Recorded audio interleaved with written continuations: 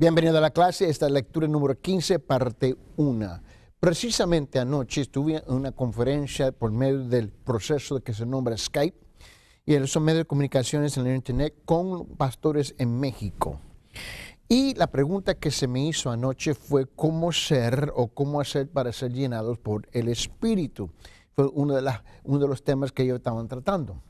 Y es precisamente donde nosotros llegamos hoy día en la clase nuestra, cómo ser llenados con el Espíritu Santo.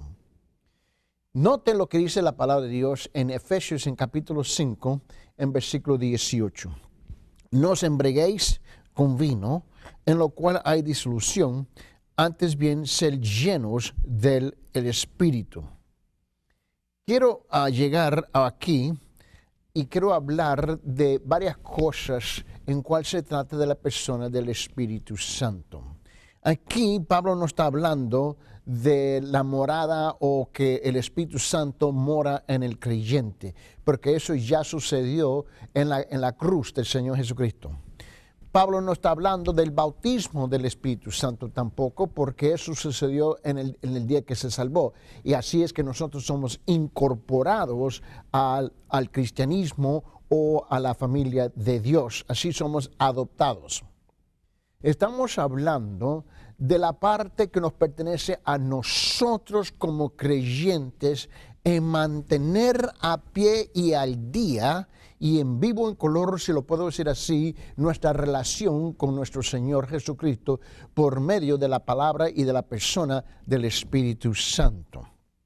En la conferencia anoche, hablando con los pastores, había una gran discusión en cual ellos estaban intercambiando términos en cual nosotros habíamos acabado de hablar en las últimas clases.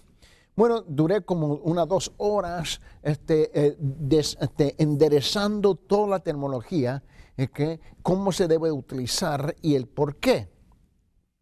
Y por fin llegamos a esta sección en cual ellos están más que convencidos, hablando los pastores, que es una experiencia que se puede presenciar a todo tiempo. Otra vez le dije, acabamos de invertir como 2 horas hablando de la persona del Espíritu Santo y ustedes regresan a hablar del tema de experiencias. Bueno, eso es muy típico y es muy típico cuando se trata de este tema del bautismo del Espíritu Santo o la llenura del Espíritu Santo. Y le digo a las personas que digo el bautismo del Espíritu Santo o la llenura, no digo el bautismo del Espíritu Santo y la llenura, estamos hablando de 2 cosas muy distintas, muy distintas. El bautismo del Espíritu Santo sucede una sola vez. La llenura o la plenitud o los hechicimientos del Espíritu Santo es algo que continúa todo el tiempo en la vida del creyente, por más que se somete a la palabra de Dios y a su autoridad absoluta, en cual él comienza a madurar en su camino con el Señor y se acerca más y más y más a la palabra del Señor en un estado de obediencia y va madurando más y más. Uno se convierte más sensible a la presencia y la voluntad de Dios en su vida y puede ver qué tan repulsivo es su propia vida y sus pecados. Cuando nos hacemos la pregunta cómo ser llenados, y en ejercicio del ministerio nos pregunta frecuentemente esta pregunta, ¿cómo hacer para ser llenados con el Espíritu? Se nos ha ordenado que seamos llenos, pero la pregunta es ¿cómo? ¿Cómo obedecer esa orden?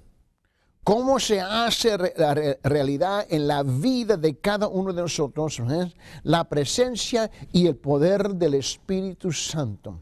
Es una cosa alguien que te ordene que cumple con cierta tarea. La otra es cómo lo va a realizar, cómo se debe de hacer.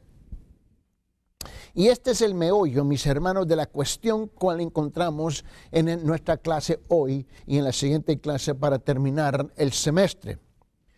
todo cuanto hemos dicho hasta ahora respecto al llenado o del Espíritu no pasará de ser una curiosidad intelectual desligada totalmente de nuestras vidas, y a menos que aprendamos por propia y personal experiencia qué significa ser llenados con el Espíritu.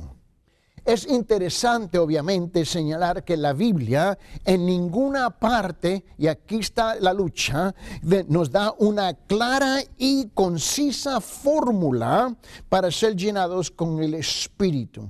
Y eso es lo que la iglesia ha hecho. La iglesia siempre quiere una fórmula, ¿ves?, en cómo dirigir a las personas a ciertas actividades, ¿ves?, religiosas o espirituales. Y eso es lo que le encanta a la religión. Pero cuando estamos hablando de la llenura del Espíritu Santo, no hay una fórmula. Se nos ocurre que ello es así porque la mayoría de los creyentes en aquel primer siglo de la iglesia no precisaban que se le dijera cómo ser llenados. Sabían que la vida llena del Espíritu era la vida normal de un cristiano. Hoy no es. Pero en el primer siglo no había cuestión de ese asunto. Ellos habían comprendido que para ser un creyente tenía que estar lleno del Espíritu Santo, porque te recuerda que ese fue precisamente la experiencia del nacimiento de la iglesia en día Pentecostés. La confusión que hoy en día afecta a tantos cristianos sobre el llenado del Espíritu revela el bajo nivel espiritual en que transcurren nuestras vidas.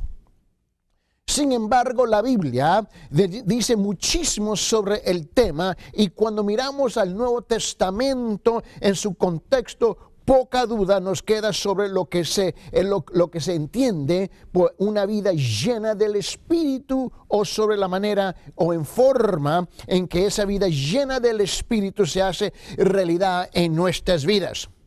Creemos que las enseñanzas del Nuevo Testamento sobre cómo ser llenados, mis hermanos, con el Espíritu Santo, y resumen por lo menos en 3 términos.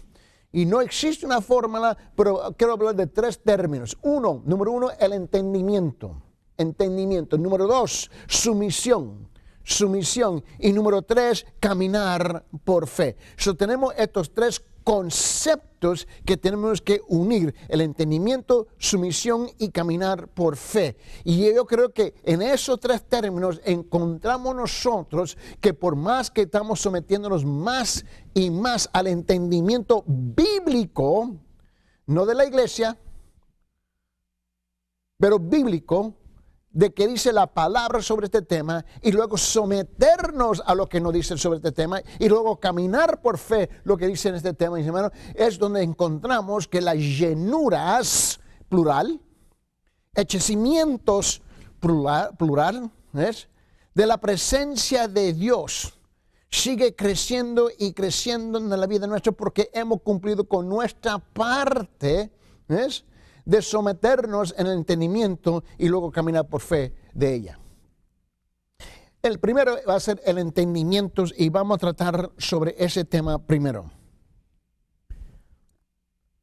En el primer paso para ser llenado con el Espíritu es el entendimiento o la comprensión.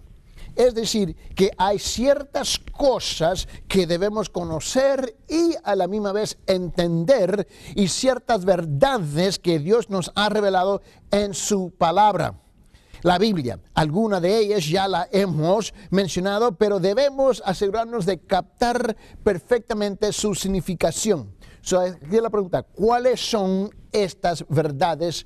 ¿Cuáles son estas verdades?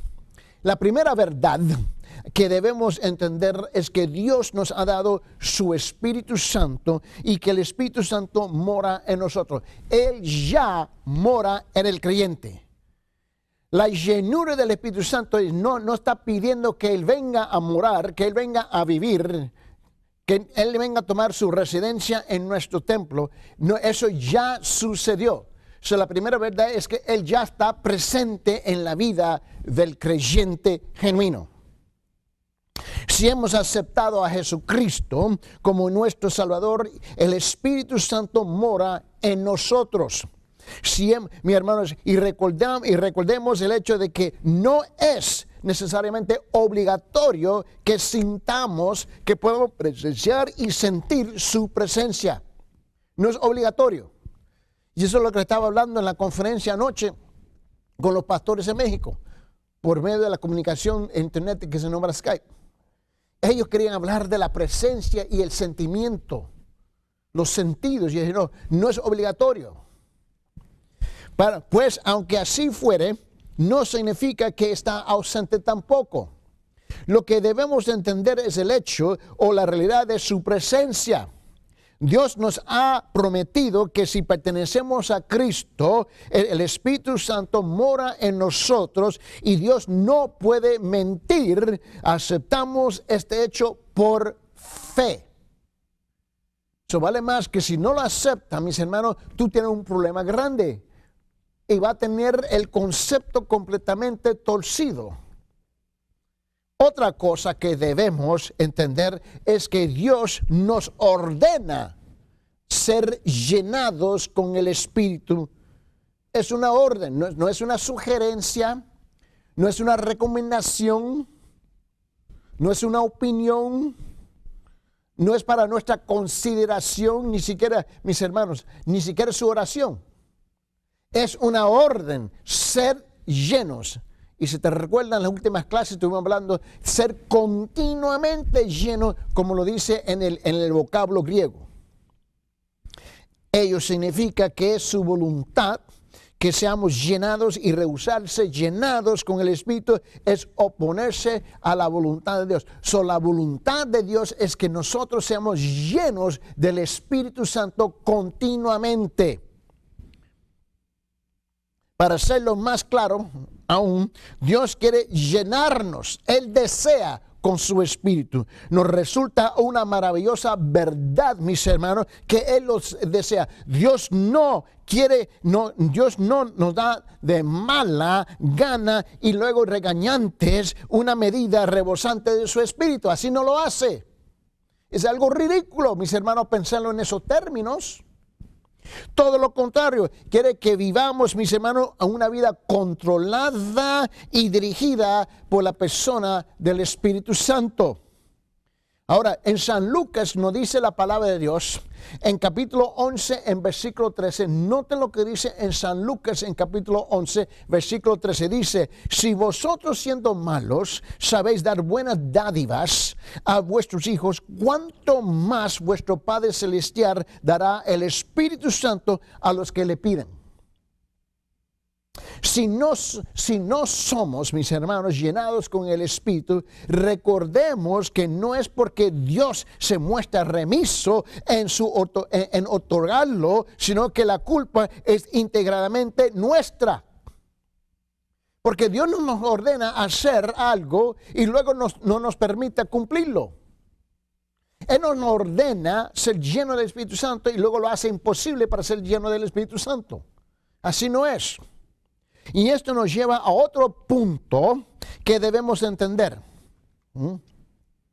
Es que se refiere a la presencia del pecado en nuestras vidas. Aquí donde se formó el revolú, por decirlo así, en la conferencia anoche con los pastores. Porque dije, te tengo que hablar de los pecados. Y dije, no, queremos hablar del Espíritu Santo. Y dije, no, papito lindo, pero tú tienes que comprender, ¿ves? Es que si el pecado, ¿ves?, está dominando o gobernando la vida de un creyente, mis hermanos, olvídate de la presencia del Espíritu Santo. ¿Acaso no dice la Biblia que la luz y las tinieblas no pueden mantener el mismo lugar a la misma vez? Y de repente cayó un silencio. Entonces, escúcheme bien. Esta es la pregunta. ¿Qué es lo que bloquea y obstaculiza la obra del Espíritu Santo en nuestras vidas? Esa es la pregunta. Bueno, y eso obviamente es sencillo, es el pecado. El pecado en la vida del creyente. Antes de poder ser llenados con el Espíritu Santo, tenemos que habernos honesta y completamente con todos y cada uno de los pecados conocidos en nuestras vidas. Esto puede ser algo muy doloroso, mis hermanos, para nosotros, pero al tener que enfrentar cosas que mantuvimos escondidos o a las escondidas o en las cuales nos paramos mientras en nuestras vidas, mis hermanos, pero no habrá llenado a alguien con el Espíritu Santo aparte de la purificación del pecado. Es el primer paso a dar para esa purificación del pecado, es reconocer su existencia y su presencia en la vida del creyente. La gente cree que pueden añadir, por decirlo así, la llenura del Espíritu Santo y acomodarla con los pecados en la vida de uno. Así no funciona la cosa. Y lo que estoy más que convencido, que en la vida de muchos creyentes en las iglesias, en cual no están continuamente llenados con el Espíritu Santo, es porque el pecado reina, mora y gobierna la vida de ellos más que la palabra de Dios y más que la persona del Espíritu Santo. Más de uno de nosotros ha sufrido la mala experiencia de que en algún momento se ha obturado, mis hermanos, obturado la cañería de provisión de agua en nuestros hogares, y de modo tal vez en que en vez de un chorro salen unas pocas gotas o no sale nada. Donde vivíamos, mis hermanos, en el estado de Iowa años atrás, se observan muy bajas temperaturas, pero de vez en cuando se experimenta temperaturas bajo cero en centígrados, mis hermanos, y a pesar de los caños que proveen agua a la casa, mis hermanos, que provienen de un manantial, mis hermanos, están profundamente enterrados. Hay años, mis hermanos, hay años en que se hielan totalmente y no hay luego nada. Toda la plomería, todas las cañas, toda la arteria, todo está, pero está ya todo congelado. En cierta ocasión hubo que cavar en la tierra bien helada y ponerlos a descubierto y con el soplete encendido derretir el hielo formado de un codo de la cañería. Lo mismo ocurre con el pecado en nuestras vidas. El pecado es como el hielo en la cañería, mis hermanos, y nuestras vidas espirituales han sido, mis hermanos, congeladas, por decirlo así, por un mundo hostil. La única solución es el arrepentimiento que quita la obstrucción y restaura la libre flujo del Espíritu Santo de Dios en la vida del creyente. Tenemos que tratar primeramente con este concepto del pecado. Y si tú solamente quieres hablar del Espíritu Santo y hablar de sus llenuras sin tratar el pecado, mis hermanos, no tiene ningún sentido. A todos nos resulta familiar y conocida la expresión endurecimiento de las arterias o arteriosclerosis. Y arteriosclerosis, mis hermanos, es una peligrosa enfermedad a la cual está condenado un alto porcentaje de la población. Las arterias se ven atascadas o obstruidas por sustancias, lo cual aún desconcierta a los médicos. Todavía no han acertado o descubrir cómo destapar las arterias para que la sangre pueda fluir libremente por las mismas. Hay un sinfín de tratamientos que todo el tiempo están descubriendo cosas nuevas. Con frecuencia se echa mano de la cirugía, mis hermanos, para efectuar una desviación arterial, universalmente conocida como un bypass, donde tienen que añadir, mis hermanos, por decirlo así, otra arteria, porque la parte que está bloqueada no permite el fluir de la sangre. Pero no hay consenso total, pues las opiniones están divertidas en el mundo científico y médico sobre la utilización de este método. Se inviertan, mis hermanos, inmensas sumas de dinero en investigación médica en numerosos países del mundo, procurando descubrir un medicamento que destape las arterias y salve a millones de personas todos los años. Pues hermanos, estamos enfrentando el mismo problema en la vida del creyente cuando se trata de la llenura del Espíritu Santo. De la misma manera, nuestras vidas necesitan del medicamento provisto por la sangre de Cristo para destapar los caños o las arterias de nuestras vidas para que corra libremente la savia vital de nuestras existencias. Y ahí está el mismo problema que existe en la iglesia. Si tú quieres tratar de este tema del Espíritu Santo, tú vas a tener que tratar primeramente fundamentalmente hablando, mis hermanos, y estoy hablando, lo tiene que tratar abiertamente, es el asunto del pecado. El pecado es el gran obstructor, mis hermanos, y la sangre de Cristo, el gran limpiador, cuando se le aplica por arrepentimiento y fe. Y el problema es que muchos que quieren ser llenados con el Espíritu Santo no quieren abiertamente reconocer el pecado y por esa razón no se quiere arrepentir, porque arrepentimiento indica que hay pecado. Bueno, mi hermano, ¿sabe qué? Escúcheme bien, por favor. Déjeme ser bien claro. Todos estamos destruidos de la gloria de Dios. Si no fue por la gracia de Dios y la sangre de Jesucristo, y jamás hubiéramos sido salvos. Todos somos pecadores redimidos, todos continuamos en pecado. So, deja de mentir y continuar pecando que no está pecando. Porque esa es la realidad de todos. Si tú y yo no reconocemos ese estado, esa realidad en la vida del creyente y él no lo quiere reconocer, mis hermanos, es en vano de hablar de la llenura del Espíritu Santo o la continuamente de la presencia del Espíritu Santo en la vida del creyente que está continuamente pecando. No tiene ningún sentido, porque él le quiere añadir, ¿ves?, a su humanidad, él le quiere añadir a su carne, es como decirlo así, quiere santificar la carne sin la carne ser transformada o reformada. Y no tiene sentido. Tú y yo tenemos que reconocer la realidad de eso. Dejad de hablar de la llenura hasta que hablamos del arrepentimiento, ¿ves? De lo que ha formado como un obstáculo al fluir libremente de la sangre del Señor en la vida del creyente. Igual como tenemos que destapar la cañería, las arterias de la casa, mis hermanos, se tiene que destapar, mis hermanos, el pecado que fluye en la vida del creyente y cual no permite el fluir del Espíritu Santo.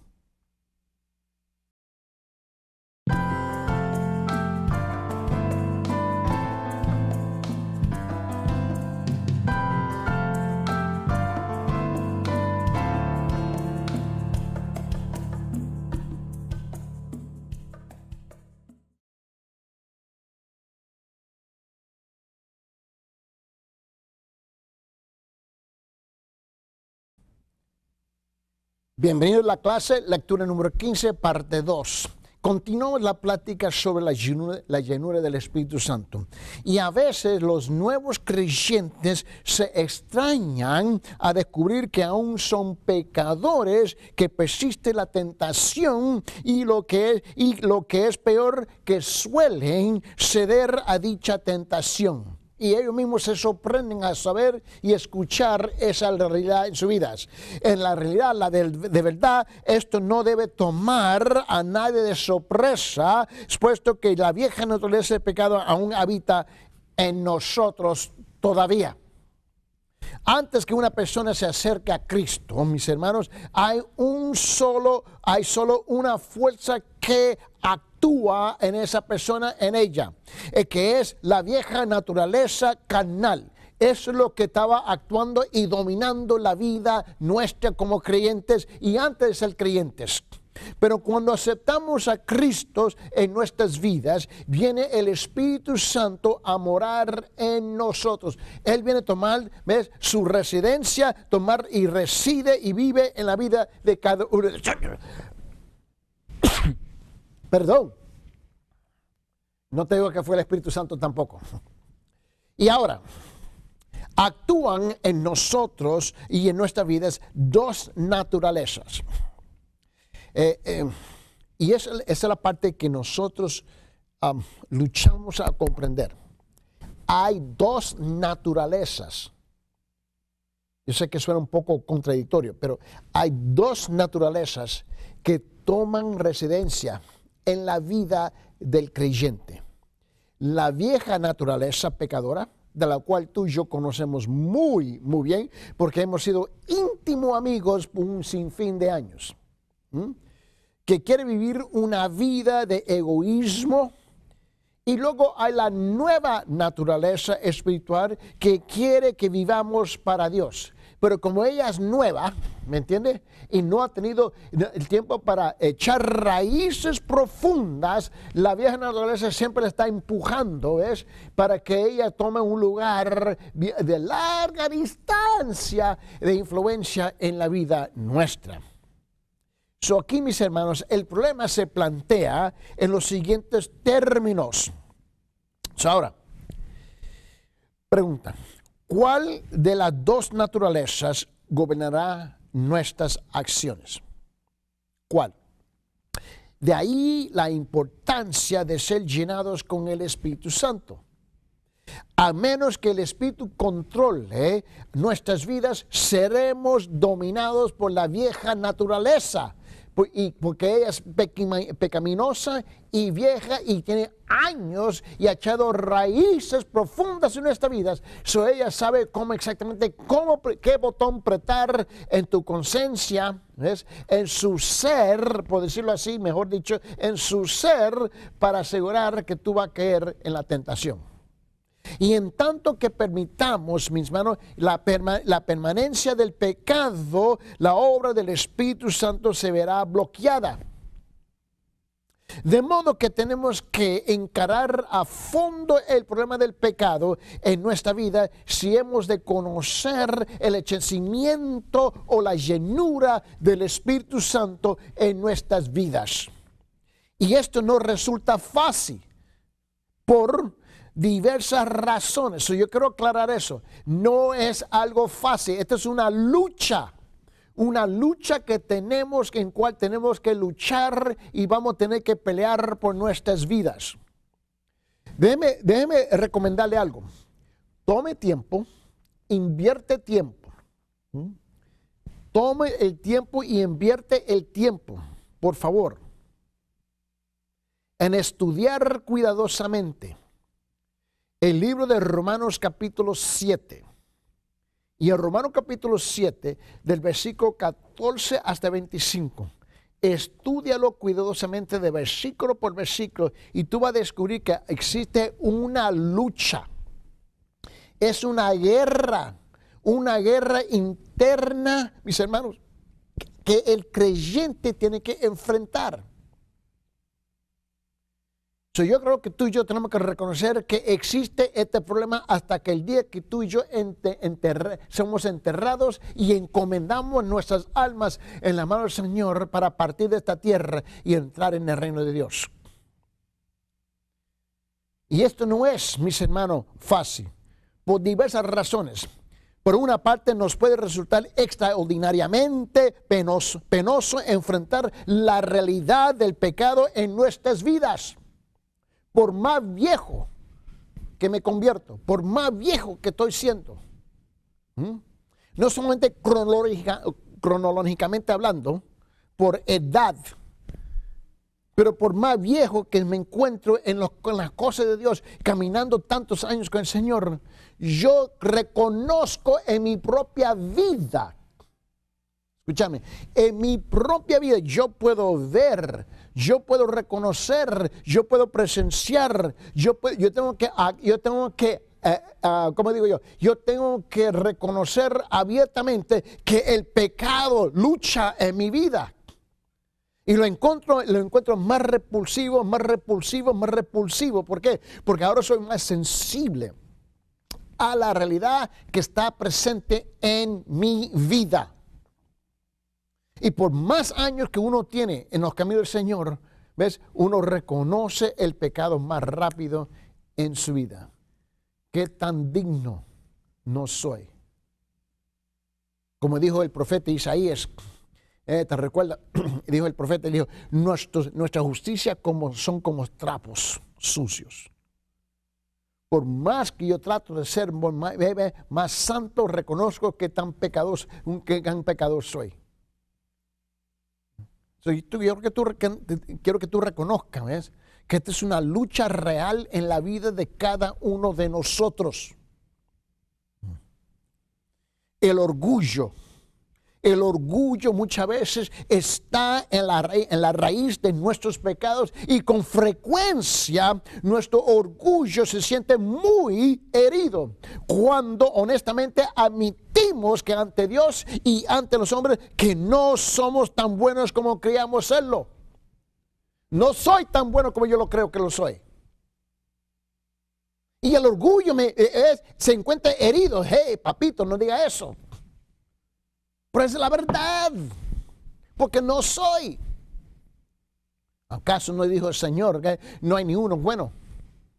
¿No es cierto que lo dijo? Lidiar, mis hermanos, lidiar con los pecados en nuestras vidas también es duro, tal como lo veremos. Porque no solamente tenemos que conocer nuestro pecado, sino arrepentirnos del pecado. Una cosa es reconocer mi problema, la otra cosa es arrepentirme y solucionar el problema. Y más que uno abriga a mis hermanos y alimenta el pecado y tolera a mis hermanos sin intención alguna de renunciar al mismo. Al igual que el joven rico cuyo relato que tenemos en Marcos capítulo 10. Queremos que lo que Jesús nos tiene reservado, pero también queremos aferrarnos al pecado más que nunca.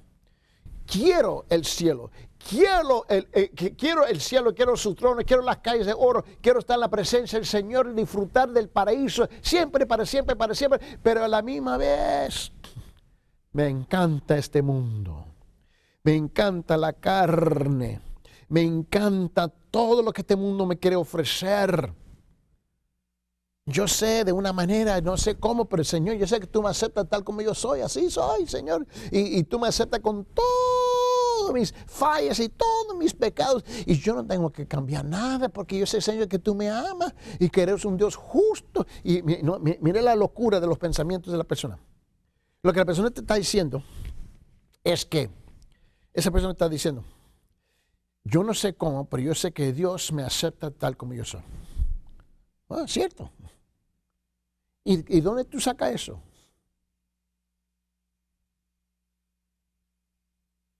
Hay otra razón más por la cual nos resulta difícil tratar con el pecado en nuestras vidas.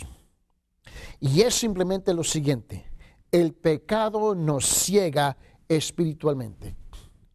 Muchas veces tú mismo no puedes ver el pecado en tu vida, pero es fácil verlo en la vida de otra persona. Es muy fácil, como dice mi señora, mi esposa, me dice, mira, yo puedo señalarle a vos, pero tengo 3 más que me están acusando a mí. ¿Ves? Y la verdad es que es fácil verlo en la vida de otra persona, pues yo no lo veo en mi vida. Y alguien nos tiene que llamar la atención. Y una de las cosas por las cuales, mis hermanos, a menudo somos cegados es el abismo, profundidad del pecado que reside en la vida nuestra. Cuando tú mismo no ves el pecado en tu vida, mis hermanos, es porque ha tomado tremendas, mi hermano, escúchame bien, se ha apoderado tanto que tiene raíces tan profundas que te tiene ciego, tú no lo puedes ver. Tú sabes que tú tienes un problema cuando tú no puedes ver el pecado en tu vida. No vemos cuánto ha invadido cada una de las áreas de nuestras vidas y exactamente cuánto ha infectado todo lo que decimos, pensamos y hacemos. Resulta fácil confesar los pecados mi hermano, que constatamos en nuestras vidas, pero dejamos de ver los numerosos otros pecados que posiblemente impiden en forma más directa aún nuestro andar con el Señor. Por eso la Biblia resulta tan vital en este asunto en particular. No debemos contentarnos, mis hermanos, con una superficial examen de nuestras vidas, pensando que solamente los pecados que al parecer más nos perturban merecen ser confesados y lo demás, olvídate.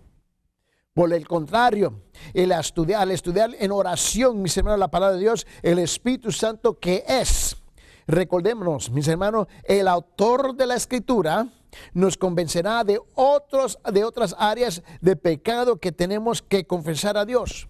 Debemos confesar no solamente lo que pensamos que es pecado, sino lo que el Espíritu Santo rotula como pecado cuando verdaderamente escuchamos su voz surgida de las páginas de la palabra de Dios. Porque tú sabes que Dios te habla. Dios te habla, Dios nos habla a cada uno de nosotros cuando tomamos el tiempo y estamos leyendo, estudiando su palabra. La voz del Espíritu Santo nos está hablando. En ese momento preciso, deténgase. Orar, arrepentirse, pedir perdón. ¿Acaso no dice la palabra segunda de Timoteo?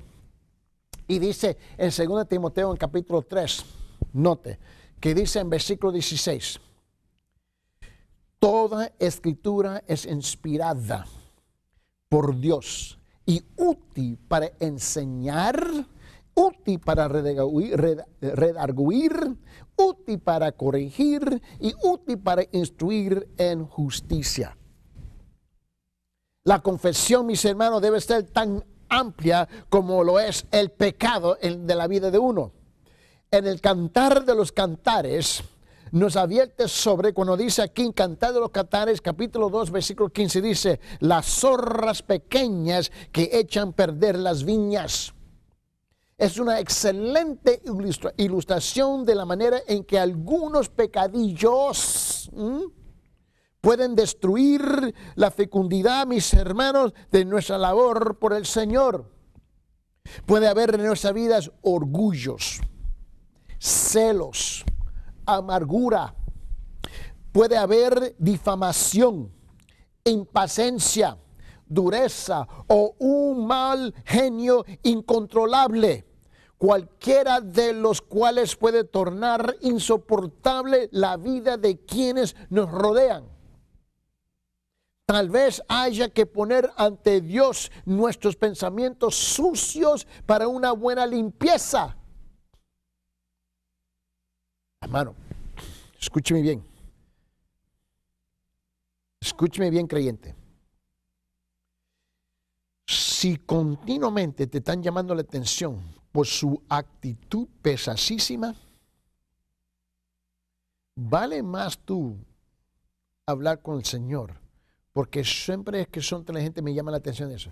Porque, mis hermanos, es obvio, como la luz que está brillando, como el semáforo en la calle, ¿no? La verde y la roja, mis hermanos, ahí está brillando, mis hermanos, pero tú estás tan ciego que tú no lo ves. Pero si varias personas te están llamando la atención, mis hermanos, es tiempo de arrepentirse.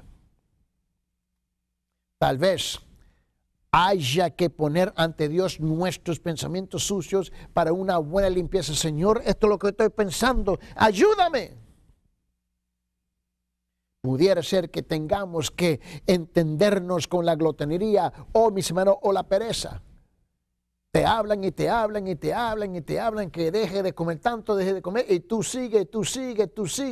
El médico te dice, mira, las arterias se están bloqueando, la alta presión, la diabetes, etcétera, etcétera. Y tú, solamente lo que tú haces, lo vas acomodando todo. Bueno, no sueltas la tortilla para nada. Y no haces ningún cambio en tu vida. Y estás debajo de esa ilusión que todo va bien. Mire, hey, papito, escúchame bien. Por más viejo que te pones, más difícil está la cosa. La habilidad de recuperarse cuando tú tenías 15 años de edad ya no es igual ahora ya de viejo. Y por más que sea perezoso, mis hermanos, y vago, es difícil tomar la disciplina de ir a trabajar ahora día tras día. Esto requiere acción de nuestra parte. Cabe la posibilidad de que el Espíritu Santo nos hable sobre el uso de nuestro tiempo, el uso de nuestro dinero, o el estilo de nuestra vida, o el uso o abuso de algunos de los dones que, mis hermanos, que nos ha dado. Tal vez nuestro trato con alguno de nuestros conocidos se ha tornado frío e indiferente. En otras palabras, todo pecado que podamos identificar, mis hermanos, debiéramos traer a Dios en confesión. El pecado toma, mis hermanos, todas las formas imaginables, mis hermanos, y el Espíritu Santo debe guiarnos a examinar nuestras vidas en actitud de oración, mis hermanos. De igual manera como tú te tienes que meter en la ducha cada mañana y bañarse y limpiarse, mis hermanos, el cuerpo es continuamente, diariamente, mi hermano, en la vida cotidiana tenemos que estar confesando: Señor, ayúdame porque a las solas no puedo.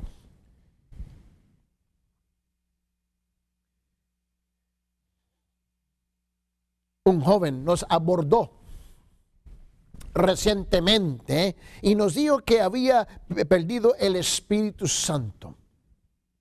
Le dijimos que no había perdido el Espíritu Santo, pero que bien pudiera ser que lo había, hermano, contristado por algún pecado en particular.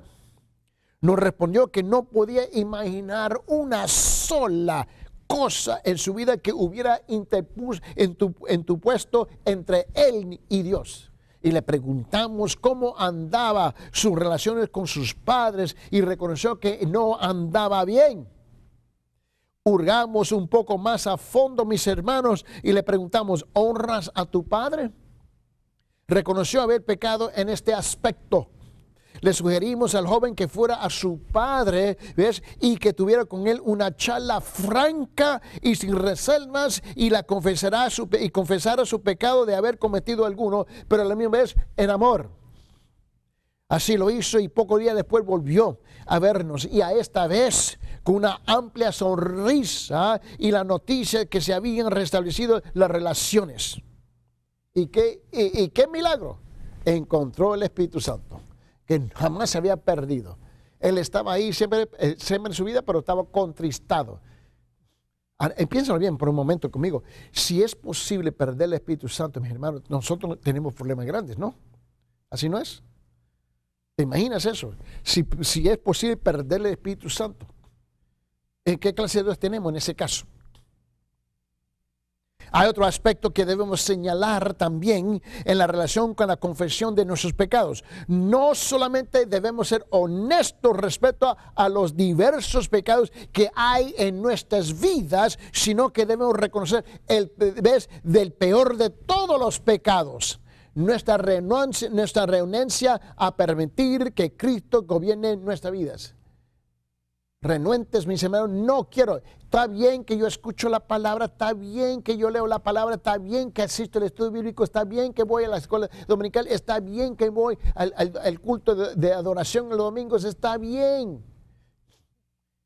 Aún leo la Biblia, pero que Él sea el gobernante de mi vida, ahí donde me está costando un poco. Mis hermanos, ese es el pecado más grande, el peor de toda la vida. Que no permites el que ha pagado el precio de tus pecados y te ha rescatado de las puertas del infierno a gobernar tu vida. Es ahí donde tú tienes problemas muchísimo más grandes. El más fundamental interrogante que puede formularse un cristiano es el siguiente, y noten bien la pregunta: ¿quién gobierna mi vida? ¿Quién gobierna mi vida? ¿Él, el yo o Cristo? ¿El yo o Cristo? hermano, no es posible de tener múltiples llenuras del Espíritu Santo si el yo está gobernando la vida. Porque ¿sabe qué? No hay lugar para él. No hay ningún lugar. El pecado será siempre un permanente problema y nuestras vidas estarán indefectiblemente marcadas por la derrota y el desaliento en tanto persistimos en mantener al gran yo en el centro de nuestra existencia. Es asombrosa la cantidad de cristianos que nunca enfrentan la realidad del señorío de Cristo, a pesar de que en el Nuevo Testamento abundan afirmaciones tras afirmaciones de que Cristo exige nuestra plena y total entrega. En San Lucas, en capítulo 9, dice esto en versículo 23. Si alguno quiere venir en pos de mí, que niéguese a sí mismo y tome su cruz cada día y sígame. Mira lo que él dice. Si alguno, si tú como creyente, si tú cristiano, tú que dices que es cristiano, quiere venir en pos de mí, en pos de él. Él dice, niéguese a sí mismo. El niéguese a sí mismo, no hay lugar para el gran yo. El gran yo no puede existir. El yo y él, mis hermanos, no, uno tiene que dominar al otro. Y como él es un caballero, él te permite y te da lugar. Pero no espere ninguna recompensa de su parte. So, él dice, niéguese a sí mismo. Y hasta que tú llegas a ese punto de negarse a sí mismo, el yo siempre va a dominar y siempre va a gobernar. Y es imposible, mis hermanos, tomar la cruz de cada día y seguirlo a él.